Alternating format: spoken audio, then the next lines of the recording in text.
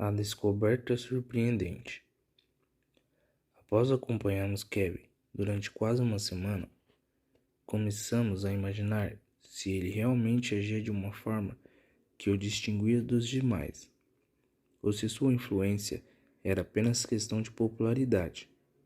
E assim, nós o acompanhamos em uma reunião.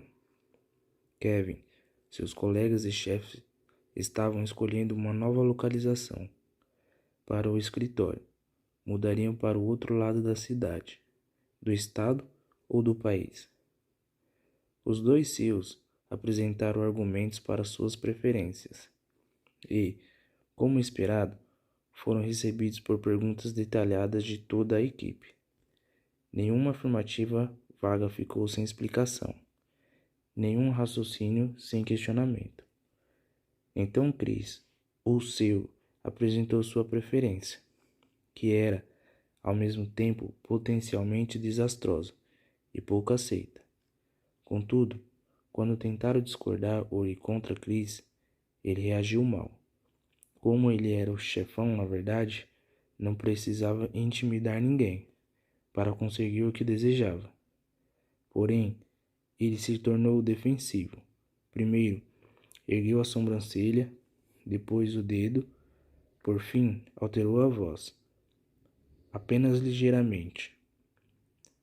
Não demorou muito para que parasse de questioná-lo, e a proposta inadequada de Chris foi aceita em silêncio. Quase foi aí que Kevin se manifestou. Suas palavras foram bem simples. Algo semelhante a: Ei, Chris, posso verificar algumas coisas com você? A reação foi surpreendente. Todos na sala perderam a respiração. Porém, Kevin ignorou o terror dos colegas e prosseguiu.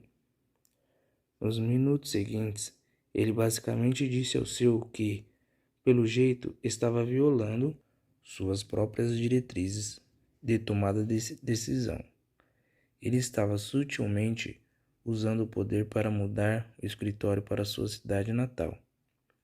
Kevin continuou a explicar o que ele achava que aconteceria.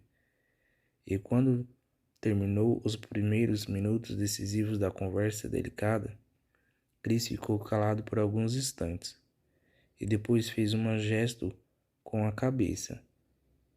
Você estava certíssimo, concluiu. Eu estava tentando impor minha opinião. Vamos voltar e tentar novamente. Essa foi uma conversa decisiva e Kevin não jogou nenhum jogo. Ele não se submeteu ao silêncio como os colegas, nem tentou impor seus argumentos. Em consequência, a equipe escolheu um local muito mais razoável e o chefe de Kevin gostou de sua franqueza. Quando Kevin terminou, um dos colegas dirigiu-se a nós e disse: Viram como ele agiu? Se desejarem saber como ele consegue as coisas, descubram o que ele acabou de fazer. E assim o fizemos. Na verdade, passamos os 25 anos seguintes descobrindo o que Kevin e outros como ele fazem. Em geral, o que os destacavam dos outros era sua capacidade de lidar com conversas decisivas. Quando falar torna-se complicado e os interesses eram elevados, eles se superavam. Mas como? Kevin não era tão diferente. Ele estabeleceu uma questão complexa e ajudou a equipe a fazer uma escolha melhor. Mas o que fez ele exatamente? Ele possuía aptidão assimilável a isso, ou o que fez o mais mágico do que controlável? Para responder a essas perguntas, primeiro vamos explorar o que Kevin conseguiu alcançar. Isso nos ajudará a ver onde estamos tentando chegar. Depois examinaremos as ferramentas de diálogo que comunicadores eficazes costumam usar e aprenderemos a explicá-las em nossas próprias conversas decisivas. A única coisa. Se você assistiu ao filme Amigos, Sempre Amigos, Talvez se lembre da cena em que Collie, um personagem mal-humorado, explica que se quisermos ser bem-sucedidos na vida, temos de fazer uma coisa. Depois, no tópico estilo hollywoodiano, ele diz que não nos dirá o que é. Temos de descobrirmos sozinhos. Não vamos dar uma decolle. Revelaremos a resposta. Quando o assunto envolve conversas arriscadas, polêmicas e emocionais, indivíduos habilidosos encontram uma forma de revelar todas as informações relevantes sobre si e os outros. É isso. No fundo de cada conversa bem-sucedida está o fluxo livre de informações relevantes.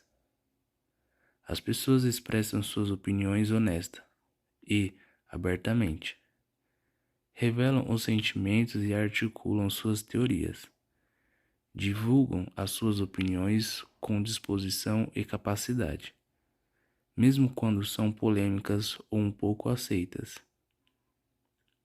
Esse é o segredo, exatamente o que Kevin e os outros comunicadores eficazes que estudamos conseguiam alcançar rotineiramente.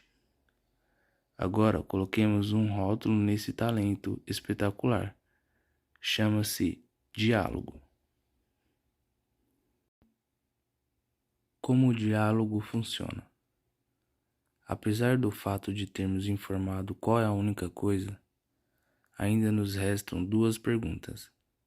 Primeiro, como esse fluxo livre de informação relevantes resulta em sucesso? Segundo, o que podemos fazer para encorajar informações relevantes a fluírem livremente? Explicaremos a relação entre o fluxo livre de informações relevantes e o sucesso neste exato momento. A segunda pergunta: o que precisamos fazer para mantermos o diálogo? Quaisquer que sejam as circunstâncias, ocupa o resto do livro.